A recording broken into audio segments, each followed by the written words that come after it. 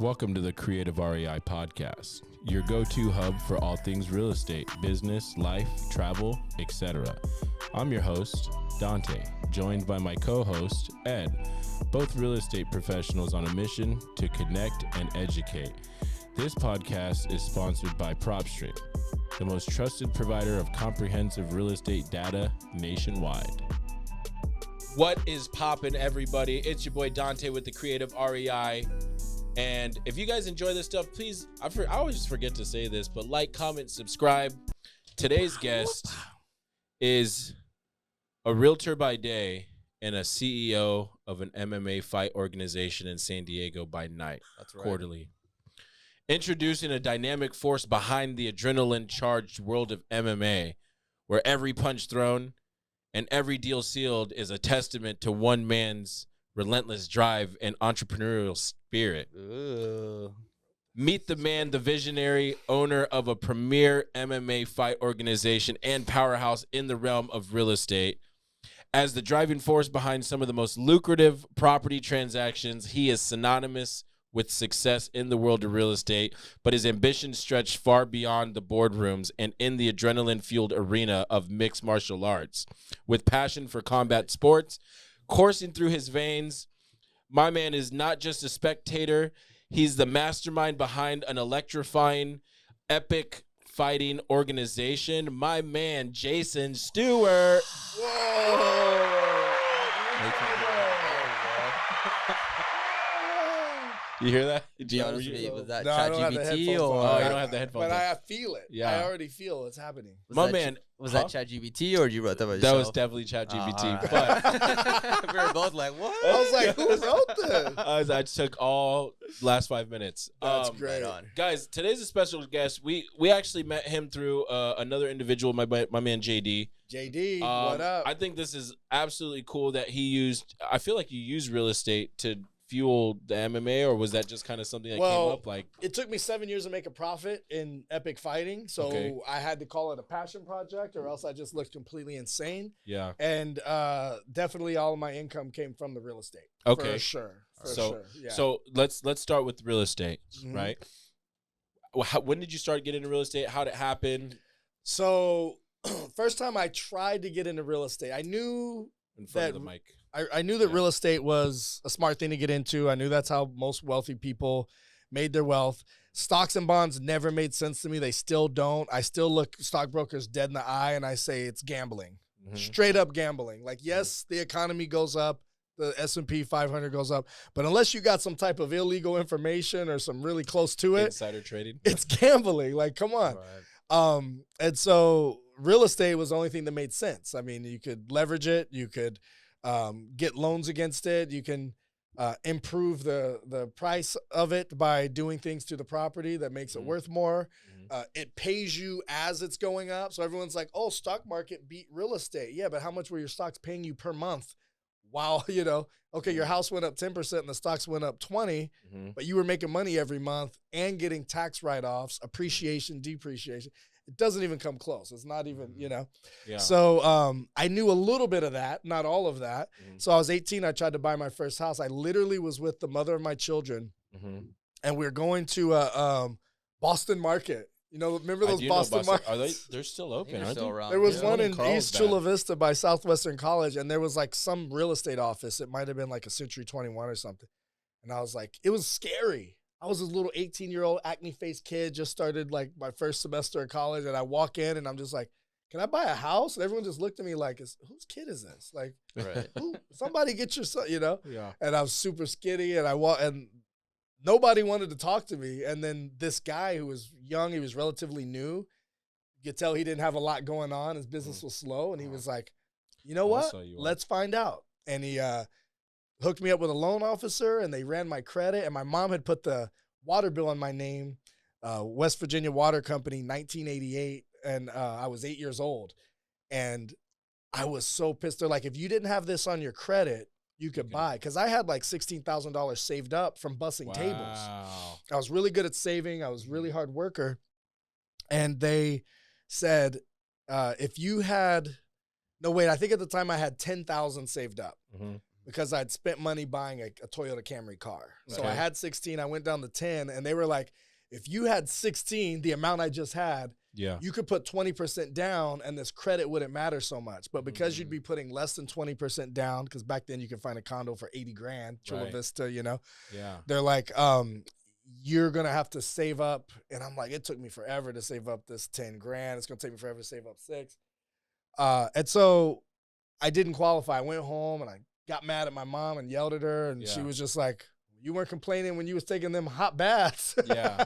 So West Virginia is where you're from originally? West Virginia is where 'Cause I'm you said from. West Virginia Water Company. Yeah, so I ended up buying my first property when I was 21. And that Okay. started my real estate journey. Got my license at 24. Started helping other people How old buy. are you now? 44. Sheesh. So yeah, Kinda it's look 20, like that at 44. 20 years in the game. Straight up. Thanks. Yeah, bro. What's your secret? I gotta ask. You look young as hell. Like, Thanks, man. It's so funny because I always said I was 35 yeah. since I was 21. Uh-huh. And no one blinked. I looked so much older than I was at 21. I mean, I had a baby at 19. I was super stressed. I was super, and then I started lifting weights and started getting buff. Mhm. And then that makes you look older. Like you look like, it's Yeah. like a mature, like well-developed guy. Yeah. And so no one batted an eye. Plus I was very well spoken. Yeah. I had good linguistics. Yeah. I started studying neurolinguistics and sales. And so NLP. I became the top fitness trainer because I not only knew what I was doing and was very confident, but I knew how to get the message across and get people through the goal line. You know, I had to, Yeah. I could make the touchdown where everyone else would do everything but collect the money. Right. And so I found out I can't change these people's lives unless I could collect the money. And then a bunch of my clients were telling me that I'd be great in real estate. I was training a bunch of people. I was training title reps. I was training escrow officers. I was training lenders, realtors, people who had their license. And everyone like, you'd be great in real estate. And to me, I was like, why would I want to work in real estate? I want to invest. Mhm. And I said, fine, I'll give it a shot after they told me how much money they made. Yeah. I was like, I'll try it, but I'm not quitting my day job. I love training. It's fulfilling. I love what I do. What was your day job at the time? It was fitness training. Okay. I was so you were changing training. people's lives through training. I bought my first 2 houses as a fitness trainer. I was like, I never have to do anything else. I was Right. content training the rest of my life. Okay. And then I helped my first person buy his home, and he got his keys, and he was like, you got to pinch me, man. I feel like I'm dreaming. Like I never thought I'd own a home my whole life. And that felt so good that I was able to go all in. And I started winning awards and, any type of contest in the office, I would try to win them. I often would. Okay. And so then that took off my real estate career. That's how it kind of started. So it's safe to say that you've been very competitive from a very young age. I'm competitive, but I don't look at what other people are doing. So I feel like I do like to win. So yes, I am competitive. So Yeah. anytime we had some type of challenge as a fitness trainer, Mhm. I would always win the challenge. There would be teams, Yeah. and I would notice like, okay, it's 2 teams, and everyone, if everyone sells one package, we'll win. Fitness training package. That's usually Right. what the contests were. Who could train the Right. most sessions or the most amount? Who could sell the most amount of sessions or Mhm. whatever? Yeah. And I remember one time nobody was selling. I was like, you guys aren't going to go on the floor and ask anybody if they want to buy a training? And I just went out and sold it all. Yeah. And I think that One was for the whole team. one for the whole team by myself because I'm like, I'm not losing. And I remember I broke the record for the most sales at that particular Bally Total Fitness. Still held it till Bally Total Fitness. still held the record RIP. from the day that I they didn't know what that is. from the day they closed down. I still held the record. LA Fitness bought them out. Oh, Yeah. right on. And I remember I was supposed to get a TV. Uh-huh. And then some district manager came in and was like, we're not doing these contests for TVs and this and that. And I was just like, that was the whole thing. That's how you got us pumped up to do it. And then you're going to take it back. And then So you never got the TV. I never got the TV. And I was pissed. To me, it was like the principle. Yeah. Like, don't get me to sell, It's almost like they said it just to get y'all to sell some stuff, and then we're like, And then took it just back. kidding. So Messed up. Damn. I was upset about that whole deal. But that was where I learned to sell. Yeah. That's where I learned to sell. And I look at selling a lot. Like I hear people, I'm grinding, I'm selling. I could sell ice to an Eskimo. I was like, why do you want to sell ice to an Eskimo? Like you sell people things that they need. Right. And but a sales, either they close you on some bullshit excuse not to buy, Or you're closing. or them. you're closing it. I was like, No, as long as a decision is made, I'm happy. If you decide, if you have all the information that you need to make an educated decision, and you decide it's not for you, Right. then that's fine too. It's just whenever they can't make a decision. How old were you when you started doing personal training and all that? I started fitness training around 20. 20. Okay, so Yeah. technically you got into the world of sales, right? Yeah. At 20 years old. Yeah, and I was selling supplements out of the trunk of my car at 18. So I would go to the college and I'd pull my trunk up and I'd have like, you know, the creatine and the ginseng and the multivitamins. I was selling Ensure. Ensure, most people think of old people drinking Ensure because it has the nutrients and stuff. Protein shakes. It was like a meal replacement, high calorie. Was it like a Herbalife almost? Like No, I know Ensure is like the meal replacements. Yeah, mainly Oh, old it's like a people shake. drink them because they couldn't keep their calories up. They were Gotcha. skinny. They were. If you were in a hospital, they'd put that stuff like in your IVs. Okay. Pretty much are like protein shakes. So I was like, Like a dude, weight this gainer? is. Mhm. I'd be like, look at all the vitamins, look at all the macros, look at all the micros. I'm like, this is a good in between class at the colleges, and I would sell those because people were hungry. Yeah. And so yeah, I was selling supplements out of the trunk of the car, make flyers with different prices and stuff like that. So from real estate, so you're an agent. Are you a broker or an agent? Agent. Okay, so you never decided to get your broker's license? No, so it's funny. My assistant is a broker.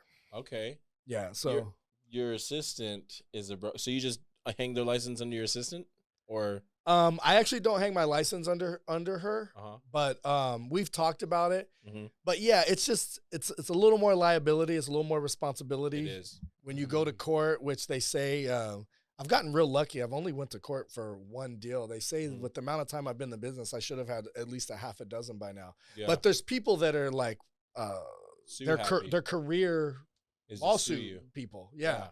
And so this guy who sued me, if I'd have been by myself, like my own broker, he probably would have got me. Yeah. He probably would have got me. Maybe E&O would have covered it, but our office had a lot of agents. They had a solid legal team. They start doing some research after a few months of dealing with it. They're like, this is his third time doing this. He buys homes in national cities, in National City where it's 2 homes on one. They've always been like that. They've been sold multiple times like that. They were built in the early 1900s, late 1800s. Sounds like he does research on the house before he buys it. He knows what he's doing. And so then he calls the city on himself and says, hey, they sold me this house that is 2 homes on one lot. They both have their address and everything. But technically, it was never permitted. This was permitted as a garage in 1900. Yeah. And then that was his thing. And then he would, when you go suing everybody, and he starts it off for like $1 million or $1.5 million lawsuit, and then he's like, but we'll settle for, you know. It's always a settlement because it costs more money. Yeah, and some people are like, oh, well, maybe we should just settle, maybe. But when they found out and showed to the judge that he does this for a living, why would he buy the house again and not know if he already bought the same house in the area? So we do a lot of cold calling for our business. And so FDCPA guidelines for bill collectors have certain guidelines where people can utilize that to their benefit to sue companies, right? But we're not calling to sell you anything. We're calling to buy. Right? Yeah. So, but at the same time, it's like what you said, everything's all part of the settlement process because if it costs too much money to go to litigation, they know that. Yeah. So they just do it for the settlements because they know they're going to get a settlement. That's what this guy sounds like. Yeah. Yeah, and I think they even did. I think they even got like a tiny one, like a $3,000 or something. Yeah. Whatever. But wow. That was mind blowing. That it's insane. So I like a couple things. Number one, your background in sales. One thing that you caught my attention in the very beginning was your neurolinguistics. A lot of people don't know about NLP. Yeah. And including people that are psych majors, because I'm a huge fan of it myself. Oh, I feel like that'd be like a required class in psychology. That's what I'm saying. So you're like, yeah, I went to school for psychology. I'm like, oh, so you know NLP? And they're like, what? Yeah. And I'm like, but people don't understand like the power behind this. Yeah. Actual practice. Yeah, you're building rapport quicker. You're persuading people to do what you hopefully you're using it for good. You can use it for however you want. I mean, it could be, and if put in the wrong hands. But people use it for dating. Yeah. There's guys out there that know neurolinguistics, and you're like, how does this guy get that girl? And how does this guy? It's true. It just makes no sense. But he's like making them feel safe and comfortable and this and that because he's using I had a girlfriend of mine teach me a real basic neurolinguistic phrase.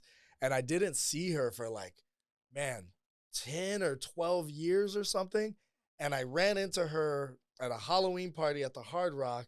And I'm like, oh, shoot. And we're like, she's married now and all this stuff. And then I was like, what do you want to drink? Get whatever you like. Me, I'm just drinking ginger ale. And she taught me that. She's like, you remember. And she's like, yeah, you say get whatever you like me. Right. And then you're subconsciously printing you like me. You know what NLP is, Ed? Yeah. Okay. It's like the stoplight. You like. So it's auto.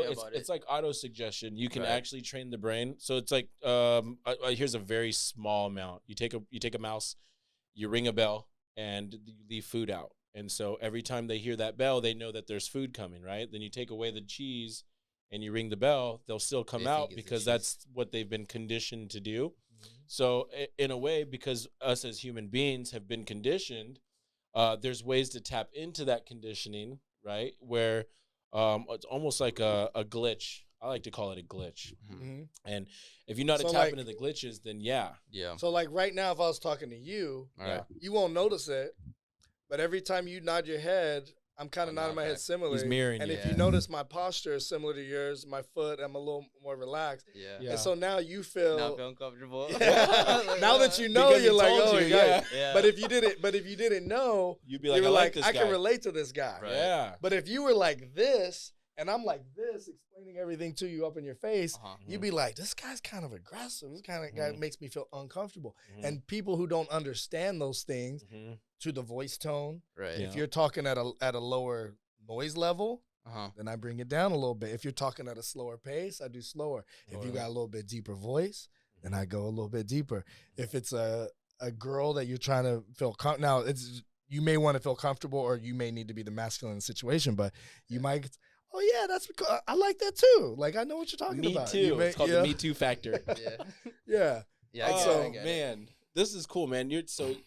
I like to say that this is kind of like the most interesting man, but like for San Diego. I can see that. My buddy Jay Pro has called me that since he met me. Yeah. You're the most interesting man in the world. That's what he always told me. The most interesting man in San Diego. I can see that. Okay, so then I'll take that. From real estate to MMA, you now own, is it an amateur or a pro organization? Amateur, epic fighting. Yeah, mixed martial arts. Tell us a little bit more about that. Yeah, so we are the longest lasting, the classy MMA promotion in Southern California. We've been around since 2010. Okay. And we used to do a show like every 6 weeks, and then I dropped it down to once a quarter. And once a quarter has served us very well. Okay. Everyone's happy. Our sponsors are happy. Our fans are happy. The fighters really enjoy it. The coaches, and it's everyone tells me, this is coming from other people, the other coaches and fighters and stuff, that it's their favorite place to bring their fighters to fight. It's the fighters' favorite place to train, and the fans love it. There's no experience like it. We went to our first epic fight. That was your first one? That was our very first one. Yeah.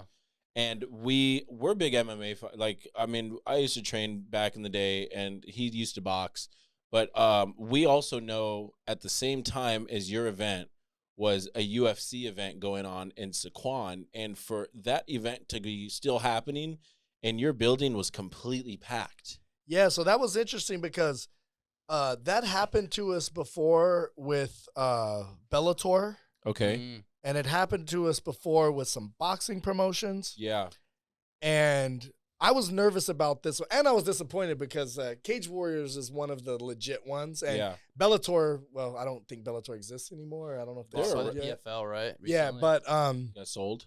Bellator became legit, but not that it wasn't legit in the beginning, but I remember people would go to Bellator and they'd be like, bro, like you see it on TV and you think they're, huge. But when you go there, they didn't have half the crowd as Epic. Like Epic had way crazier energy and and eventually when they got by Viacom, they were just able to kind of. Viacom bought them? Well, no, they got bought by Viacom a long time ago. Oh. So it's funny how people would be like talking to UFC as like, Bellator is the little guy. And Dana White's like, what are you talking about? They're owned by Viacom, one of the biggest companies in the world. We're the little guy. Yeah. Like, we're nothing compared to Viacom. I've always known as Bellator to be like the competitor to the UFC. Kind of, yeah. They were kind of the competitor. But I would say that the point I was making is when Bellator came, it didn't really hurt us. They weren't as big as they got. They got bigger towards the end. Eventually, they became the biggest. We were the biggest show to ever happen in San Diego. We had a few events where we had 3,000 people or whatever. 3,000. Bellator had never even come close. UFC never even came close to 3,000 when they came. They'd be at the sports arena with 1,500 people. If Dana White came to you with the check to buy it and the price that you wanted, everything's for sale for the right price. Everything's for sale you for hear the right that? Hey, price. Dana White, you heard it here first on the Creative REI Experience. Epic is for sale. Make him a reasonable offer. Oh, Dana don't need to buy nothing else. But let me ask you this though, because you have, and this is I saw this on I don't remember what post it was, but you've had big names at your event. Like Herb Dean has ref your events. He refed an event for us a long time ago, and then just recently he commentated for me. It was his first time commentating. And he did a really good job. He did a really good job, actually. I bet you if once people see that event of ours cut up in those fights on YouTube, he's going to start getting hit. Well, he was a fighter back then, no? With people writing him checks for him to commentate. Because here's the thing. The commentators, and this goes for refs and judges too, that have fought before, that have experience, that know the game, they do such a better job. Versus, oh, wow, he's getting him. Like when Joe Rogan commentates, looks like he's going for a Darce there, but he has to free up the left leg. And then you might not know anything about it, but because he said that, now it's interesting to you versus the two guys rolling around on the floor. Right. And then when they're explaining, notice his hips keep going like this and his shoulders keep going like this. Yeah. That's why the other guy's afraid to strike, because he doesn't know when he's going to strike. He's hitting him with feints. And you're like, oh, that's why he's doing that little Elvis boogie. Like, it didn't make sense to me before. And it's so like educating the viewers. he was a very educated. I mean, obviously, who knows the game better than someone that's just been in it for that long? But he was a great commentator. Juliana Miller, great commentator. Okay. I pride myself in being the first place, and a lot of times the only place for a lot of these people I've ever commentated.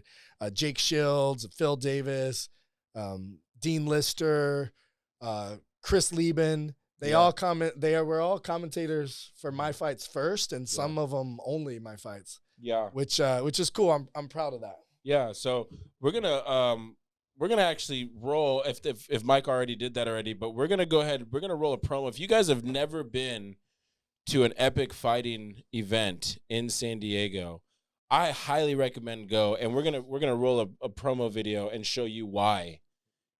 Right here. Ready when you are, Mike.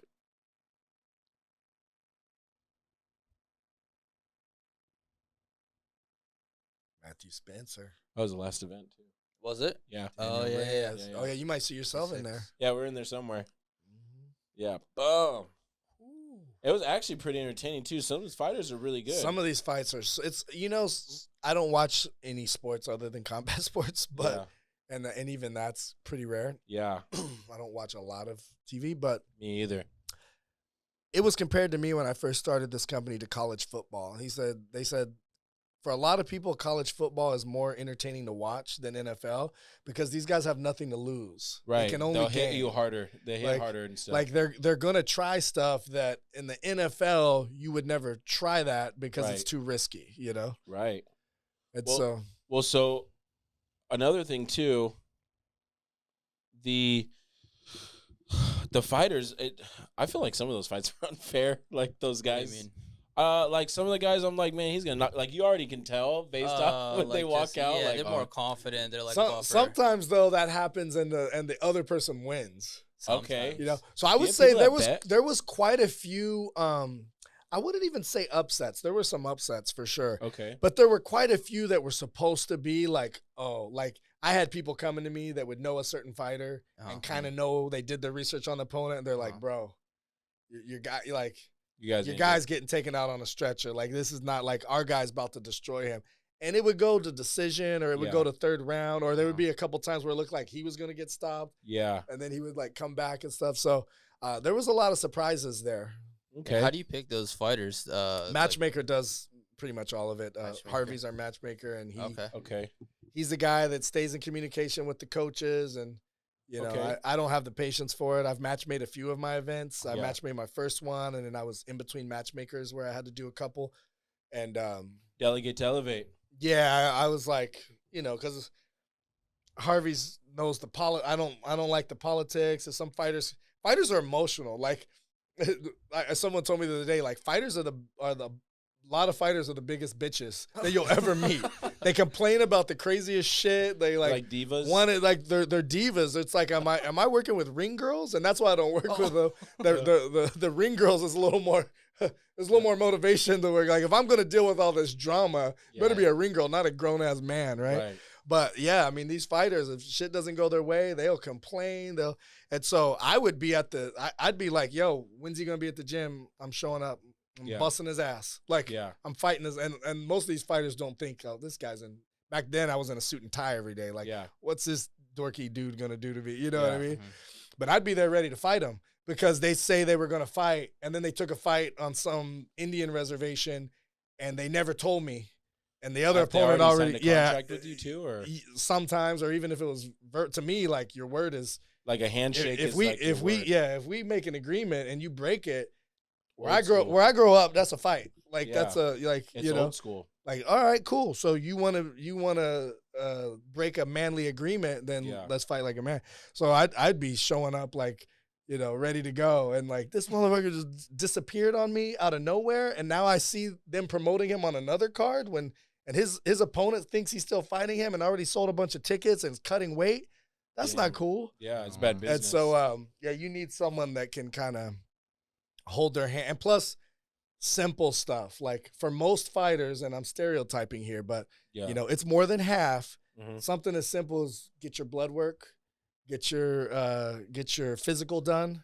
Here's the exact instructions how to do it. And I'd probably be like one of these fighters. I'd probably be the guy. So I get it. Like I'd probably be the guy waiting last minute. I'd probably be the guy that didn't read the instructions and got the wrong blood work. That happened at our last show. I barely saved that fight. Right. It was past midnight. Y'all saw that intermission? We did that intermission so we could figure out how to save the main event. The main event almost didn't happen. Really? And the main event, sometimes the main event's a ticket seller. Sometimes it's just going to be a banger of a fight. Yeah. This particular case, not only did we know that it was going to be a good fight, but both guys sold a lot of tickets. I mean, they had family from everywhere. Yeah. Like if this fight doesn't, local guys, they're local guys. A lot of local guys. 85% of our fighters are from local gyms. I even seen a couple friends that I knew. They fight at local gyms. It's what's the big one? Victory. He fights for Victory. I think so. There was a couple fighters from Victory. There's 10th Planet. They're every gym. They're from all over. So you train yourself, obviously, right? What do you study? Well, I started in Taekwondo, did 3 years of Taekwondo, and during that 3 years, our master went and started getting, he didn't start when I was there, but he turned it from USA Taekwondo Academy to USA Academy of Martial Arts. Okay. So he was kind of like the first mixed martial artist. He got a black belt in Aikido, Kabuto, Judo, Budo, like a bunch of weapons arts and all these different arts. So then he started doing Thursday Aikido classes. Okay. And then they started incorporating a few throws to where like you do the Taekwondo block, but from there you're in a perfect position for a head and arm throw. Right. And so I learned some of that stuff, which like a mixture of judo and stuff. Yeah. And Aikido I learned a lot of. And I love anything where you were fighting someone and trying to get them to say uncle. It's like that on our neighborhood. That's what we would do. It's like you weren't really mad at him, but you were trying to see who was tougher. Tap out.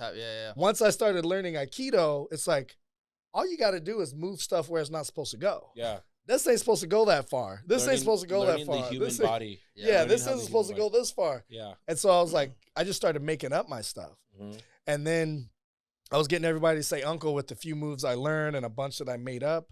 And then I wrestled. When I wrestled, I realized that I pinned everyone with a half Nelson. That was like one of my really common pins.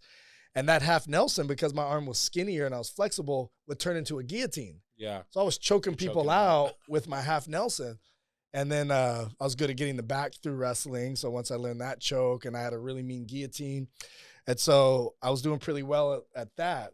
Yeah. And then I started doing a little bit of jiu-jitsu, and it was like, holy crap. Yeah. A lot of these are actual moves. I thought I made them up. Yeah. There's technique to them. But before I even did like legit jiu-jitsu, so I did Taekwondo, wrestling, and then my dad got me in boxing. Okay. When I would visit here in the summers, my dad, he would take me to boxing at Spud Murphy's gym downtown. Okay. So that was like a lot more nitty gritty than the Taekwondo type gyms. You know, it was like, oh, I'm a, 13 years old, 12 years old with a bloody nose. Like I'd come every day I sparred, my whole shirt would just be pink. I'd have a white you've been training t-shirt for a long time. Yeah, and then I did wrestling through 1 year of junior high, 3 years of high school, and then started doing some jujitsu and Muay Thai, and then started learning some judo. And so how did Epic Fights start? Like, Epic Fighting was I was doing a free workout. So I'm doing real estate. Okay. And I had learned about Parkinson's Law through 4 Hour Work Week. I was reading that book on repeat. And Parkinson's Law is kind of the inversion of Pareto's Law, which is the 80-20 rule. Right. And Parkinson's Law says that your task will swell to the time you give to it. And then they were just starting to do, now they have a ton of studies on it, that like if you take an hour off of someone's workday, they're actually more productive. You know, instead of an 8 hour day, now a lot of countries have standard 6 hour days. Yeah. And so I found myself working in the office till 9, 10 o'clock. Yeah. One of my ways to get out of the office and give back, because every successful person, I was always ambitious, reading a lot of books, following successful people. Every successful person had something they did to give back along their journey, right? Yeah. So it's like, all right, well, you can only give back what you're good at and your strengths are. My background was fitness training. Okay. So I'm like, all right, I'm going to do a free workout, 6 o'clock, Monday through Thursday, my house. That forced me to get home by 6 o'clock. So any work I had to get done, I had to do it as fast as I could. It held you accountable. It held me accountable. And then people would just show up at my house, be friends, and then they'd invite friends of friends. And then a neighbor would invite other neighbors. And there'd be anywhere from 5 to 25 people. Just word of mouth. Any given. And I wasn't charging. This was just my give back. Nice. And everyone would be like, what can we do for you? Like, don't worry about it. This is my give back for you guys. Pay it forward. Yeah. And one of the guys who was coming all the time said, he came with a neighbor. The neighbor's like, you got to meet this guy. He fights. He's training to be a Navy SEAL. He's in the Navy. And I had mats at my house where you could roll and stuff like that, punching bags, the whole thing. And he wants to do a fight promotion. Yeah, invite him. So he starts trying to pitch me on doing a fight promotion. I'm like, that sounds ridiculous. Start off as like Fight Club. Yeah, I was like, I would never do that. He's like, well, I'm doing one in Albuquerque. I hear you have the connections here. You have the real estate experience. You know how to negotiate. You have access to the gyms. And you, he's like, me, I'm learning all about the insurance and the bond and all of this stuff, like logistically on how to do it. Yeah. Which none of that really applied to California because he was in New Mexico. But he asked me 3 times different workouts to do the promotion. And I said, that's ridiculous. I'm in real estate. I got a family. I don't have time for all that. And the third time, because I'm reading this 4 Hour Work Week, and he says, if you want to start a business, follow your passion. He's like, but everyone says follow your passion, and most people don't know what the hell their passion is. So follow your free time. And my free time, the only sport I watched was UFC, maybe boxing. The only workouts that I enjoyed doing outside of like weightlifting and stuff was MMA type stuff. I'd like to take a boxing class or jiu-jitsu class. I was training my daughter at the time, so we got to go to any gym we wanted free because my daughter was like a little prodigy who was winning all these tournaments and stuff when she was like 19 years old, what kind of tournaments? Beating the boys, pancration, jiu-jitsu, submission tournaments. And then she started. This is your oldest? This is my oldest. Then she started wrestling in high school. She started pinning boys. She made it to state every year that she wrestled. That's dope. And so basically, I was like, I guess my free time has a lot to do with MMA. Yeah. And so my first thing was gear, MMA gear, gloves, shoes, whatever type of MMA shorts, whatever, for kids or for girls. I was trying to niche. I was like, maybe I'll go so niche it'll just be for like little girls, and that's it. Like pink gloves, small size. And no one had that except the only person in the whole country who had a kids MMA gear company was a good friend of mine at the time who I was training our kids together. So they would train together for 2-3 hours a day. And I'm like, well, I'm not going to start a business to compete against my friend who's the only other guy who's doing it. So no, I didn't want to really, go into business with a friend, Okay. So I was just like, he wanted me to. I was like, I don't know, that could get ugly. Right. Friends and family. I was raised as an only child. I was by myself a lot. I do a lot of things on my own. Even when there's opportunities for investors, if there's a way I can pull off the investment by myself, a lot of times I don't. Okay. And, for better or for worse. And so the third time he asked me, I was like, maybe that could be that thing where I follow my free time, and then that'll be my side hustle. Yeah. And by the time I looked into it, I'm a few weeks into, dotting the I's and crossing the T's. Next thing you know, I got a website. I got all these posts going on social media, Facebook, and posters are designed and fights are being announced. And he did his show in Albuquerque. He calls me. He's like, I don't see how I could add any value. Like, your shit looks dope. It's going to be way bigger than mine. He's like, I'm here for you if you need me, but congratulations, man. You built a company in the last, 4 weeks. Did you say that it's your networking and connections that kind of helped with it, or what do you think contributed? I think it was just my hyper focus and kind of extremism to where it was just like I was all in on that one thing, and it was find a way or make a way. Yeah. I can't think of a whole lot of connections that really helped me out a ton, to be honest. I had friends that definitely helped me out a ton. Like they were just there for me. They were helping me put up posters and flyers and all that type of stuff. But there wasn't many connections. I remember I reached out to Cole Casey, attorney here in San Diego. He's kind of semi-retired now. And I was like, I got to pitch something that's going to add value to this guy. And I got him to give me like $2,000. And that was like the world to me, It was like, and so after I had already spent I only had a few $1,000s at the bank at the time. Yeah. I don't remember why, but I ebb and flow because I'm an extremist, right? Yeah. And so I was like, okay, I spent like $3,000 on the website, on the flyers, on the posters, on stuff like that. And I got a call from a guy who I respect in the industry, and he had his own grappling tournament, and he had started his own MMA promotion. He's like, I love what you're doing, and I know you do real estate, so you probably have the pockets to succeed at this. I was like, what do you mean the pockets to succeed at this? He's like, well, everybody loses between, $20,000 and $50,000 on their first show. And then on your second show, you lose, maybe 10 to 30 and maybe the same. He's like, and if you do really good at this for enough shows, maybe by your 10th show, you break even. And I'm just like, I'm going to lose money? What? And if he would have called me 2 weeks earlier before I had dropped the money on the other stuff, I would have bowed out. I would have been like, no, thank you. Because I believed him, and he wasn't lying. Yeah. It was tried and true. Everyone who had done it had lost their ass. And since me, everyone who's come and tried to do it has not profited. And so I was like, that's not an option for me. So I started figuring out ways to sell tickets. And I'd go to the gyms and be like, you guys buy the tickets for $15 and sell them for $30, So you get at least your thing wholesale. So I could at least get that. And then I was like, I need $2,000 from you. I need $1,000 from you. I need to sponsor. And I just started getting all these sponsors.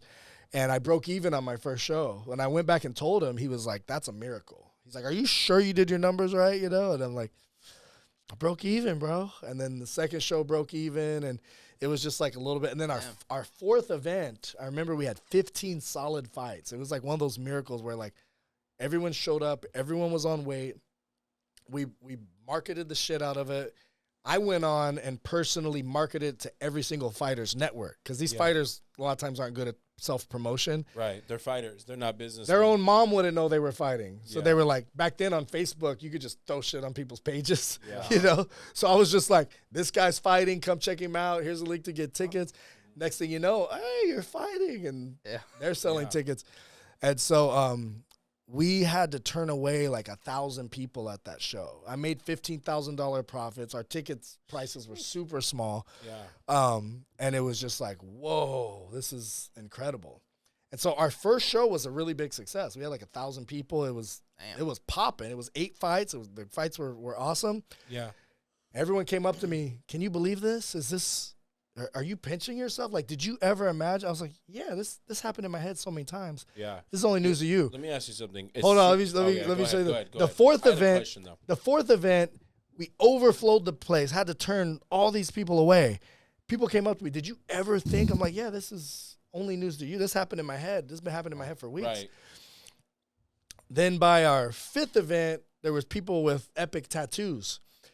And they came up to me and said, did you get one? No. Oh, you missed out. Y'all, why did y'all get the epic tattoo? Tattoos. And so We were hesitant. I'm not gonna lie. I was hesitant. so they came up to me and they said, did you ever think? And I'm like, never in a million years, because that never happened here first. And so when you're manifesting shit, when it happens, it's like deja vu, because it's been happening up here for so long. You've seen a clear picture of it that it's like, oh, I forgot y'all didn't know about this. I've been known about this. Yeah. But the tattoo, whenever something happens that you didn't expect, that's like, holy crap, I did not see that coming. And now we have people get, 10, 15 tattoos every single show. Yeah. So to me, it sounds like maybe that's part of what you say, the extremist, but there's been a lot of situations where people are like, you're crazy. You're crazy. There's no way that's going to happen. It's not realistic, right? I don't know if you get that a lot or all the time. But for you, I like when you said that's not an option for me, right? When I first got into real estate, I started doing it in Dallas, Texas. I'd lived in Dallas for a little bit, and then I'd come out here to visit, and I was on somebody's live, and I was like, hey, I'm thinking about getting into the California market. Do you have any advice you'd want to give me? And their advice was, don't get into the California market. It's too competitive. It's tough, et cetera, et cetera. And so, like, kind of what you said, I was like, that's not an option for me. That's not the answer. I guess it wasn't the answer I was looking for, right? I was like, I'm asking for advice, not your opinion, right? Yeah, right. And so there's this, actually, I think it's Jay-Z. It was a Jay-Z video, and he goes, no, just because somebody can't do something, they want to tell you can't do it. So it's like, no, you can't do it. And so what I love about kind of like what you do is you transitioned something that obviously made you a decent amount of money and into something that was a passion of yours that somebody told you couldn't make money off of it for a few years, right? That's what they said, a few years or a few fights? Yeah, they said it would take a lot of fights to break even. And you did break even on your first one. Broke even on my first one, and then, and to his point, though, I was basically make 5,000, lose 5,000, make 10, lose 10 for 7 years. So, like, when you look at the whole 7 years, it was basically a break even. Okay. And a break even when you're putting that much time into something is not really a break even because your time's not free. Right. So, yeah, there was a big time investment put into it. And there was, how many real estate deals could you have closed if you'd have taken that time away from Epic and put it strictly to real estate? Right. But Epic is cool. Epic is more fulfilling. Yeah. If I was just a real estate guy, you might not have me on the podcast, but you saw the Epic and it's cool. And that's how it was when I first started Epic. Yeah. I was on the news. I started doing a weekly segment on the American Dream Show. Yeah. I was on radio all the time. I was on ESPN radio. Everybody wanted to talk to the guy who created this cool thing. Right. Profit or not, it's cool. No one cares. Like I went to it. I had this experience. Yeah. How did you do that? Yeah. Well, so let's switch over to real estate for a second. What do you do now? You own property. You do fix and flips. So I'm in escrow on a property that I'm closing. I Airbnb'd it for like a year or two, and right here in Dictionary Hill, I've got 4 properties in Detroit, which I talked to a realtor today. You buy in Detroit? I buy in Detroit. I'm going to try to sell these 4, and then I might buy some more over there because we get deals sent to us. Get deals sent to us. We have a community. Yeah. And the community sends us deals all the time. Yeah. So you guys wholesale your deals, a lot of them. We don't like wholesaling anymore. We do Novation. So Novation is a newer it's like wholesaling on the MLS. Yeah. But we don't list them ourselves and broker the deals. We hire realtors to sell the deals for us, and we pay them a commission. So what we've done, and I'm not going to take the credit for this because Novation's been around for a while, but we bridge the gap between investors and realtors, right? You get one side that says, oh, wholesalers and investors just want to take your equity and lowball you. And the other side is, oh, realtors are just glorified babysitters who want to make their commission. We took that gap and we bridged that, right? And so wholesaling's, in my opinion, I'm not going to say dead because we still do assignments. We're about to do one, right? We're actually about to do like 2 or 3 wholesale deals. Yeah, but I'm putting a deal in escrow today of a whole-sale. Right. So you wholesale yourself then? No, we're buying the whole. So I was going to buy it, and then I have a friend of mine who is more liquid than me, and I've helped him buy like 30-something units, I think, at this point. Okay. So this is a 6-unit deal, but it's actually 2 3 units that's zoned for up to 4, so you could build more. So there's a lot of opportunity there. Yeah. And so, have you done development yet, or is this your first one? Well, he's going to be the one doing it. So I just kind of pawned it off to him. Okay. But I was really close to doing it myself. If my deal would have closed on my own house, I'm selling one of my houses. If it would have closed last week, I'd have done the deal because I'd have had a few $100,000 extra liquid. Okay. But because I don't, I was like, I don't want to take that chance of ruining my relationship with the wholesaler and I not close on time. Right. I just gave it to him. So what we do is we've created a community where essentially we're the acquisitions. Okay, so our company is the acquisitions, and whatever comes into acquisitions, we pretty much cherry pick, right? So we have a triplex I bought in Oceanside. You've heard of New Western. If you know wholesaling, you've heard of New Western acquisitions, no? Okay. Maybe. Okay, so they were wholesaling this deal. They couldn't sell it. Another wholesaler brought it to me, still wouldn't sell, was listed on the market twice. Nobody could sell this house because they had 2 unpermitted units in the back. Okay. So I said, well, let me talk to the sellers, right? So kind of like you, my background sells, but I started selling phones in the mall when I was 18, right? Remember those guys? So that's how I started off. And that's rapid repeat sales. Yeah. Yeah. Well, the saying was, if you don't greet, you don't eat. Right? So you had to talk to people and say hi. So I talked to the sellers. We end up negotiating. They're like, we just want our money out of the house. I'm like, all right, that's fair, but I can only do that on my terms. So we bought the house for $975. It's worth maybe 1.1, 1.2. Once we get it permitted, it'll be worth at least 1.4. And we got it for 0 money down. And we just took over the payments. We furnished, the house was turnkey. We just furnished it and put in some renters. And now it's cash flowing like $10K a month. Our payment's like $54.34. Instant cash flow. So while we're trying to do the permitting and get the permitting up to code, we're cash flowing about, $4 or $5 grand a month. Okay. So those are, and this is the reason why we're called the Creative REI, right? We do super creative deals that nobody else wants to take on. And so I'm like, and so are you guys, are you guys going to get the units permitted? Yeah, that's where we're going through the city of Oceanside. And who's fronting that cash? You guys are? I raised the money for that and brought on partners. So you're like the lone wolf, right? You'll try to do it on your own. Me, I don't mind raising capitals and bringing on partners. Well, I've had to bring partners on, like for a few deals. So yeah. So I've had to do it, but whenever I can get away, like I'm buying an island in Belize, which we can talk about next. Yeah. And it looks like I'm going to have to bring on one more partner. I have one partner locked in who I've done a lot of business with her. I trust her. Yeah. So I'm now looking for someone else that it's like, who's someone you wouldn't mind hanging out on the island with, because you guys are going to own it. Right. But it's I'll give you the details on the island. So we have, that's funny you say that, because we just did Rosarito. And I have a friend, she owns a beach house in Rosarito near Playa El Bebe. I don't know if you know where that is, but it's Baby small. Beach in English, right? Yeah, El Bebe. Las Bebes, yeah. It's a local beach in Rosarito. And she's right on the water, like right. I love that. I'm trying to lock one in over there too. I have one for you then, if you really want. Yes. So hold on. Let me.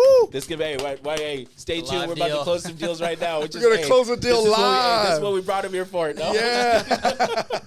No. Okay. So, my friend owns an Airbnb there. They live in Temecula, Marietta area, and she owns Airbnbs like Wine Country, Rosarito. She's got another one in Florida, and so. We've done deals with her. She helped me out with one of my deals in Florida because I buy in Florida, Texas, California. And so we've built a relationship. So every time we go to Rosarito, she hooks it up and we get, we don't have to pay the Airbnb fees. And nice. Kind of like what you were doing when you were promoting your Coronado one. Hey, I'll give you a discount. So she did that. We end up meeting the neighbor next door. Well, I'm from Oceanside, right? Born and raised. I'm a local. It's super shitty, I know. But I was 19 when I got it. Yeah, so I ended up meeting the neighbor. He's from Oceanside. 76-year-old man, had a crazy cool life, was a Marine. He did drag racing back in the day. Dang. Built his house 15 years ago. Took him 3 years to do it. I walked this thing. It's 6,100 square foot.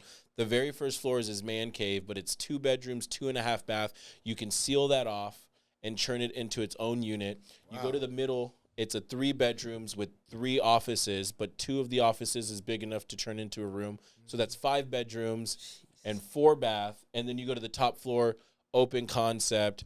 They have their master bedroom looking at the water, all like almost like panorama view. And then my favorite part, I'm weird like this. I like baths. And so That's so dope. the bathtub is facing the water. So like taking a bath, sunset. Be, like, I love that. naked, like looking at the water. And they want $800,000 for it. I want it. Sold. Sorry. I want it though. Take it. Hold on, can we Get kick the it in DocuSign going. Rosarito though? Would we have fun together in Rosarito? Yes. Okay.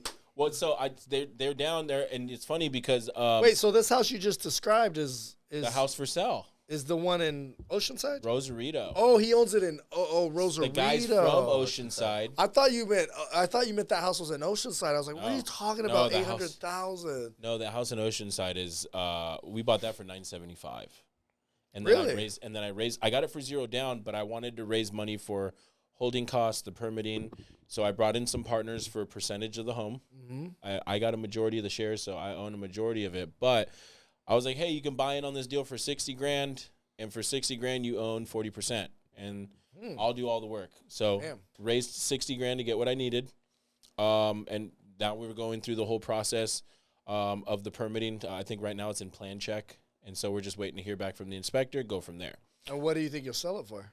We're not going to sell it. We're going to keep it. It's Oceanside, right by the beach. It's west side of the 5. Like Airbnb or what? It's already. I mean, right now we're midterming it, so we have the front units being rented out until October. A 3-bedroom, 2-bath being rented out for $6,100, and then the 2 back ones are studios, and those are being rented out for like $2,000. And so you got over 10 grand coming in. And then it's the monthly payments only $52.34 a month. And then we're just putting that money right back into getting the permitting up to code. And then we have enough room for a 4th unit. And so I just started a construction company with a licensed GC on there because, number one, I like the cost of construction. I don't want to pay a GC fee. And I want to be able to pull my own permits. So I'm going to be doing ADUs very, very, very soon in San Diego. So construction's my thing. I got my whole thing. I started off in the very beginning. I started off doing wholesaling. Wholesaling led into fix and flips, and then fix and flips led into sub 2 creative finance. And so when you start doing sub 2 and creative finance, we're picking up interest rates at 3 or 4%. I don't want institution money that's like 7. Right? What's institution money right now? It's like 6-7%. 6-7%. Yeah. Why am I going to do or that? hard money, 10 to 12. No, I didn't have a good experience with hard money, so I'm kind of like, unless it's a killer deal, I'm not going to buy it, unless it's on sub 2. So we've been taking over like 3 or 4 deals recently. Like we got one in Port Richey, Florida. We're just taking it over, and it's like a 3% interest rate. We got the one that we have in Oceanside. So you just take over the payments. You just take over the payments and get. So I did that recently, and a couple of the things that challenges I ran into is, I put the house under my name or my corporation, right, and then I'm making, and I paid them out. So I paid them, $65,000 up front. But the deed's transferred to you now. But the deed's on me. Right. But then they were like, after trying to make payments for months and months and months, they say, okay, we finally got your loan mod approved, but the only catch is she has to be on title. The seller needs to sign off. She needs to be the only one on title. I can't be on title. So that was a little scary because I had to sign it. So I had 2 deeds made. I had one where she's signing it back to her name, and then another one that I'm going to have for when I'm ready to file it, of her putting it back into my name. Okay. So I put it into her name, got the loan mod approved because they wouldn't even let us make payments, and they were going to foreclose on us. Yeah. And so I said, okay, now can we make the payment? You make payments? They wouldn't allow any payments to come in until there was an approved loan modification. And they couldn't approve the loan modification unless it was in her name. Yeah, they had went through a bunch of different things and got away with not making payments. Like they finessed the system. Yeah. Which is cool, And so once it got to me, I was just like, other things that happened, so the people watching will learn from my mistakes, is they said they owed, $490. Yeah. Called the bank, $489. They owe $490. Cool. Yeah. Talked to the bank several times. You sure that's the payoff? And like, $490. Cool. Buy the house, give them their $65,000, put $70,000 into it, furnish it for another $25,000-$30,000. Mm-hmm. Start putting it on Airbnb for now. Yeah. And then I talking to another person on the bank trying to get the loan mod approved, and I was like, so is the 490 still 490 or is it higher because we're not making payments? They're like, no, it's still 490. I was like, I've owned this property now for several months, and you guys keep telling me that you own 490. They're like, yeah. They're giving you the loan balance. No one could tell me why. I asked this multiple times. Then I got one person on. I was like, so the total I owe is 490. So you stopped accumulating. They probably qualified for some program where they're not going to keep adding to the back. No. They're like, well, no, it's the 490 plus arrears. Mm-hmm. And I was like, arrears? I thought that was included in the 490. Like, no, there's an extra 145,000. So 490 went to my 590. profit was going to be just over $100,000. Real estate. But now I have this $145,000 to pay off. So now I'm losing money. Yeah, you're going to have to hang on to it. So I finally get it into escrow just recently, and I'm like, I just need to get some of my money back. I'm going to take an L because I put a bunch of money into it. No. It's not an L unless you sell. Mm-hmm. Keep it. Keep it if you can. We had a similar deal in Florida. Then I go to sell it, and I said, yeah, so, the solar payment is $175. We'll transfer that over to the buyer. Nope. It's it comes first before the first lien because it's on the taxes. That has to be paid off $28,000. Yep. So now I'm getting hit for. Solar is before the first lien? It's before because it's on the taxes. Taxes comes before the first lien. Oh. And what they did, which was genius for these companies, they told everyone, free solar, costs you nothing. Government program. Yeah. Government program. What they don't tell you is the government program, you qualify. No one services this damn solar. You can't get anyone out there to do anything to it. Mm-hmm. It's not working. They blame it on the electrician. The electrician blames it on them. They blame it on SDG&E, whatever. Yeah. And then when you go to sell, you have to pay all of it in full. Yeah, so you can't even transfer it. Would you say it's a scam, solar? I mean, I think solar in itself is great, but I think a lot of these were scams. Like a lot of these people would do these leases and stuff like that. Yeah. It just sounded better than it was. Right. So, okay, so I had a similar deal in Florida, Wamama, right outside of Tampa. Mm-hmm. It was a sub-2. They were behind on their mortgage. Yeah. They were behind on their mortgage. It was only $25K though in arrears, and they just deeded it over. The seller walked away, and they just have it, gave him a little bit of cash to move, et cetera, et cetera. Mm-hmm. And so I go to call the company to pay the arrears. They're like, oh, it's going to be $35,000 because of the fees. And I did loan mods when I was 20 years old for a loan company in Mira Mesa. Mm-hmm. That's how I got into real estate originally. And so I had just happened to ask when they told me what the arrears were, because I'm like, damn, I'm expecting to pay $25,000. Now I got to pay $10K more. Mm-hmm. I was like, is there a loan modification that's been done on this property yet? And he's like, no, not on file. I'm like, oh, I already know it's going to tack on the back of the loan. I know how the loan mods work, but to go from like $25K to pay off the arrears to no K, right? Mm-hmm. Which is essentially what happened. So I ended up going through the loan mod, got it approved, got a hold of the original seller. I don't think we've even filed the deed yet. We got the deed signed, but it's not filed, so it still shows. But what happens to that 35? You still have to pay it eventually. Put it on the back of the loan. They put it as a note. They put it as a promissory note and a deed of trust as a secondary. But it's that only benefits you if you're keeping it, right? I am keeping it. It's, okay. It's a rental. Well, then that's beautiful. Picked up a house for free. Why not? Yeah. Yeah. So. Well, that's beautiful. Yeah, so did the loan mod. Don't have to pay the arrears. Thought I was gonna have to pay $25K in arrears. So we're disappointed for having to pay $35, and then you're excited you have to pay nothing. Exactly. So now the money that we were gonna use for the arrears, we now use for furniture. We're gonna go ahead and do midterm. Midterm, in my opinion, I like it better because lesser overhead, or no, not overhead, lesser turnover. Less turnover than Airbnb. Airbnb, you got the turnover. You got to clean it every time. Yeah. You're talking about like traveling nurses, that type of thing? Traveling nurses. One of the ones we have is somebody had a contract from UPS, and they're doing a UPS contract it was originally 2 months, then they extended it. I'm telling you, I got a guy, if you want to look into it, because essentially you get almost double market rates. We get almost double market rates, and you don't have to do as much cleaning up, not as much cleaning ladies. So, I love that. Yeah, midterm. And then another one, my friend. My Airbnb wasn't even paying market rent the last few months. Well, so my friend Vivian, shout out to Vivian Yip, she started a company called Hestia, which stands for the Greek goddess of hospitality. We're gonna go over, Mike. This is a pretty interesting guest. So the goddess of hospitality is Hestia, and so she's got a platform. Have you ever heard of Furnish Finder?